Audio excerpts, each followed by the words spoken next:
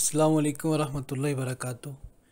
आज की जो वीडियो है वो हर किस्म के गोश्त के मज़ाज और फ़वाइद पर है। इस वाले से ये गुफ्तगू काफ़ी हद तक इन्फॉर्मेटिव भी है और यूज़फुल भी है। और मैं ये समझूंगा कि गोश्त खाने को शौकीन या गोश्त और जानवरों के गोश्त के मज़ाज और किसके जानवर के गोश्त का क्या क्या फ़ायदा है, जो लोग इसको जानने के ख़्वाह हैं वो मेरी गुफ्तगू को गौर से समाअत फरमाएँ।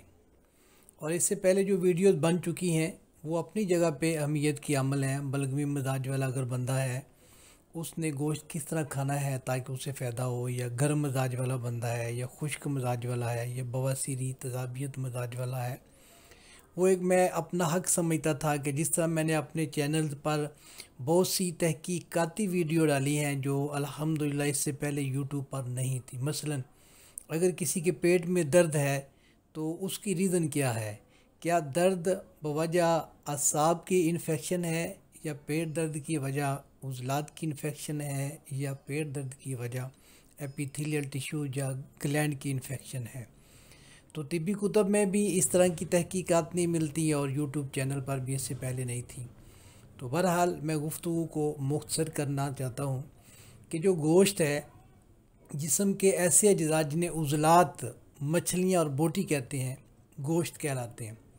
हर किस्म के हैवान का गोश्त उम्र के लिहाज से अलग अलग कलर का असर रखता है। मसलन बचपन की उम्र में कोई बछड़ा है, कोई बकरा है, बकरी है, तो उसका गोश्त जो है वो सफ़ेदी माइल सुर्ख होता है।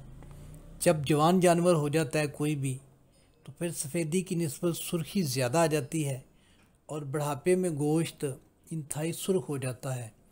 मुझे पेशावर जाने का इत्तेफाक होता रहा है जब सुबह सरहद होता था उस दौर में। तो वहाँ के लोग जो हैं पठान, वो ज़्यादातर बड़े जानवर का गोश्त खाते हैं और उनके गोश्त के पीस भी ज़्यादा होते हैं और वो गोश्त ज़्यादातर सुर्खी माइल ही होता था। ज़ायका, खुशबू, सारा कुछ आप जानते हैं। तो बहरहाल इसकी मकदार खुराक क्या है, चूँकि मैंने अर्ज़ की कि इंतहाई मालूमाती गुफ्तगू है, इसलिए इसे तहम्मुल से समाअत फरमाएँ। मकदार खुराक क्या होनी चाहिए जी? मकदार खुराक है जितना एक तंदुरुस्त आदमी गोश्त खा सकता है या हज़म कर सकता है वो खाए। लेकिन इसमें फ़र्क ये रखना है, अगर बकरे का गोश्त आप 1 किलो खा सकते हैं या आधा किलो खा सकते हैं, तो उतना गोश्त बटेर, तीतर, कबूतर, चिड़िया का नहीं खा सकते। क्यों? बकरे की निस्बत छोटे जानवरों में हरारत और खुश्की ज़्यादा होती है। इस तरह बड़ी उम्र के जानवरों का गोश्त भी हज़म कम मकदार में ही होता है। इस तरह बलगमी और असबी जानवरों का गोश्त भी देर से हज़म होता है और वो कम ताकतवर होता है। मसलन भेड़ और खरगोश वगैरह का गोश्त, इसमें बड़े लोगों को इख्तलाफ होगा, लेकिन अगर कोई तहकीकात की कसवटी पर या तहकीकात के रास्ते पर चलेगा तो उसे पता चलेगा छत्ता, भेड़ और खरगोश का जो गोश्त है इसका मिजाज बाकी गोश्तों से मुख्तलिफ है। तो बहरहाल ये एक तिब्बी बहस है, आपको मैं इसमें नहीं उलझाना चाहता। मिजाज क्या है? मजमूई तौर पर हर किस्म के जानवर का गोश्त जो है वो उज़लाती साबी से उज़लाती गुद्दी की तरफ जाता है, यानी कि खुश्की सर्दी से लेकर खुश्की गर्मी तक ही रहता है। ठीक है, इसमें जो मछली है वो उज़लाती साबी है, यानी कि खुश्क सर्द होती है। लेकिन हर जानवर या हवान के मुश्किल मिजाज का असर इसके गोश्त पर भी होता है। मसलन भेड़ और खरगोश का मिजाज असाबी और बलगमी होता है, इसी वजह से इनका गोश्त देर हज़म और रद्दुल कैमूस होता है। मुख्तलिफ़ मकामात का गोश्त भी असरात और मिजाज का मुख्तलिफ़ किस्म का हमल होता है। चनाचे दिमाग का गोश्त तरी पैदा करने वाला होता है, जिगर, गुर्दों और ओजी का गोश्त हरारत पैदा करने वाला है, और मछलीदार बोटीदार गोश्त खुश्की पैदा करने वाला होता है। अब आते हैं कि गोश्त के मिजाज के हवाले से इनके अफ़ालो असरात क्या हैं, इनकी अफादियत के साथ साथ इनके अफ़ालो असरात क्या हैं। क्योंकि दुनिया में मुख्तलिफ़ मिजाज के हैवान पाए जाते हैं, इसलिए इनके गोश्त के अफ़ालो असरात मुख्तलिफ़ होते हैं। इसलिए किसी हैवान का गोश्त पट्ठों को ताकत देता है, जिगर में सुकून पैदा करता है, और असाब में वो तहलील पैदा कर देता है। तो जैसे मसलन भैंस और गाय का गोश्त है, और किसी जानवर का गोश्त गुदत को तहरीक देता है और असाब में सुकून पैदा करता है। उससे मसलन मुर्ग है, तीतर है, बटेर है, चिड़ा है और कबूतर है, ये सारे गुदत को तहरीक देते हैं। इनके ख़वास देखा जाए तो हर हैवान के गोश्त के ख़वास मुख्तलिफ होते हैं, लेकिन मजमूई तौर पर सबकी जो अफादियत है वो है खून को पैदा करते हैं और पट्ठों को ताकत देते हैं, जिस्मानी और मर्दाना क़ुव्वत पैदा करते हैं, कसीरुल ग़ज़ा इस्तेमाल हो जाता है ये। हाँ, बाद गोश्त देर से हज़म होते हैं, बाद फौरी हज़म होते हैं। तो जोश खून पैदा करते हैं, बहादुरी और शुजात पैदा करते हैं। ये बात याद रखने के काबिल है कि कोई चीज़ इस वक्त तक मुफीद होती है जब जिस्म को इसकी ज़रूरत हो। लिहाजा चूँकि हमारे जिस्म की को हर किस्म की हरकत फ़ाल और धूड़ धोप करनी पड़ती है, हर किस्म के अफ़ालो असरात या जिस्म के उज़लात मछलियाँ गोश्त को सर अंजाम देने होते हैं। हमारे जो पट्ठे हैं, पिंडलियाँ हैं, इनको अंजाम देने होते हैं। तो जैसे इनमें तहलील और कमज़ोरी आती रहती है, लिहाजा इस तहलील और कमज़ोरी को पूरा करने के लिए, सेहत को सेहतमंद रखने के लिए, जिस्मानी नशोनुमा के लिए हवानी ग़िज़ा की ज़रूरत होती है, जिसके लिए गोश्त बेहतरीन चीज़ है। अब होता क्या है, जिसमें उज़लात जिस्म के लिए भरपूर ग़िज़ाइयत हो, यानी कैसी ग़िज़ा खाएं जिसमें जिस्म के जो पट्ठे हैं उसके लिए ग़िज़ाइयत बहुत ज़्यादा हो। क्योंकि गोश्त में कीमियाई तौर पर नाइट्रोजन, चर्बी, नमकियात और पानी होता है, इसलिए गोश्त की अज्जा की तहलील की कमी को गोश्त खाकर ही पूरा किया जा सकता है। यानी कि आपने बहुत ज़्यादा मेहनत की है, थक गए हैं, पिंडलियों में दर्द है, पट्ठों में दर्द है, तो ज़ाहिर है फिर गोश्त खाएंगे तो ये पूरा हो जाएगा। ये ऐसी अज्जा खाई जा सकती हैं जिनमें नाइट्रोजन के अज्जा ज़्यादा हों। ऐसी अज्जा को नाइट्रोजन या प्रोटोजीनस ग़िज़ा कहते हैं। ठीक है जी। इस बात को ज़हनशी कर लें कि प्रोटीन जो हवानी ग़िज़ाओं से हासिल होता है वो नबाताती प्रोटीन से ज़्यादा अफजल होता है। हवानी ग़िज़ा का मतलब जो जानवरों का गोश्त वगैरह है, अंडे।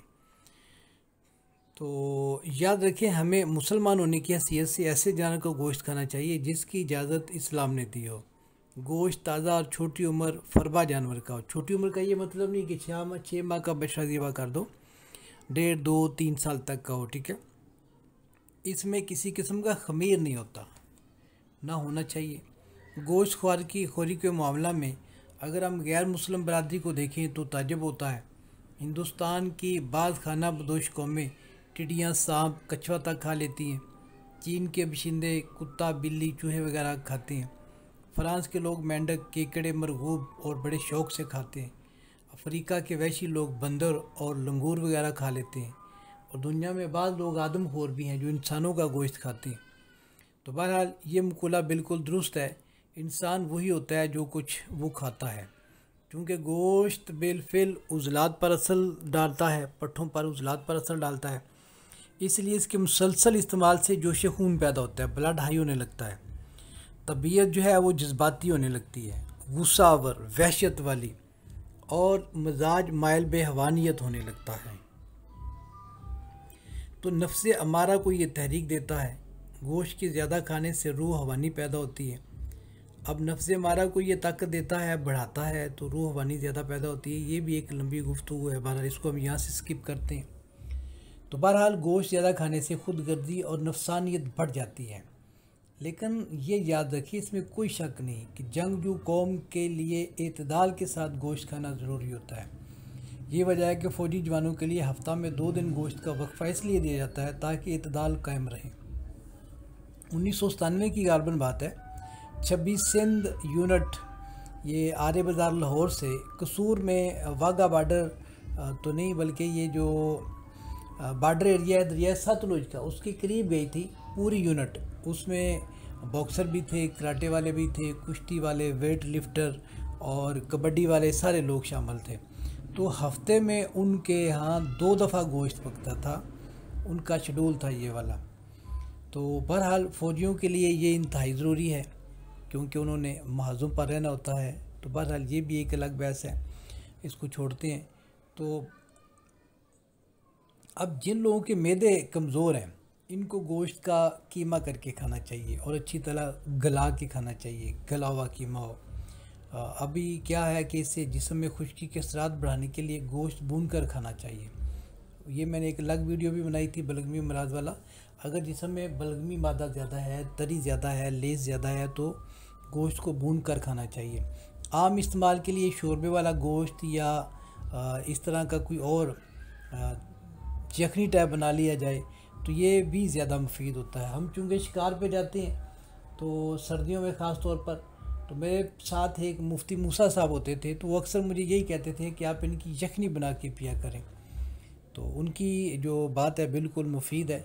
और जानवर बेशक कोई भी हो, परिंदों का गोश्त हो या इस तरह का, तो इसका अगर शोरबा या यखनी बना लेते हैं तो हमारे मैदे जिगर को हज़म नहीं करना पड़ता, बल्कि वो यखनी शोरबा जो है वो हज़म शुदा ही होता है और जाके जिस्म में जज़ब होकर फ़ौरन को वो ताकत करने लग जाता है, पैदा करने लग जाता है। आम तौर पर जो सबसे बेहतर गोश्त है वो बकरे का होता है, ये मोतदिल है।